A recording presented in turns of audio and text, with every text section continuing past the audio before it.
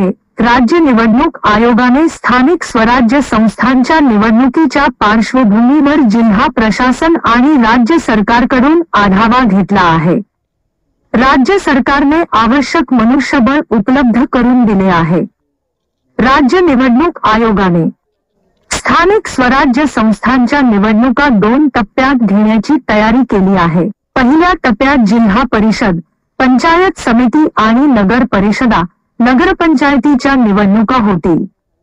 पहिल्या टप्प्यातील निवडणुका डिसेंबरच्या पहिल्या आठवड्यात होतील, तर दुसऱ्या टप्प्यात राज्यातील सर्व 29 महापालिकांसाठी जानेवारीच्या पहिल्या आठवड्यात मतदान होईल। 11 जानेवारी 2026 पूर्वी राज्यातील सर्व निवडणुकीचा कार्यक्रम संपलेला असेल, असे आयोगातील सूत्रांचे म्हणणे आहे।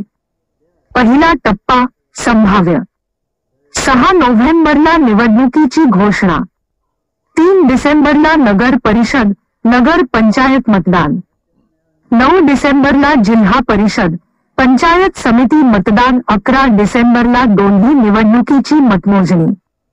दुसरा टप्पा संभाव्य 10 डिसेंबर दरम्यान महापालिका निवडणुकीची घोषणा, 7 जानेवारीला सर्व 29 महापालिकांसाठी मतदान, 9 जानेवारीला मतमोजणी, 11 जानेवारीला निवडणूक कार्यक्रम संपेल।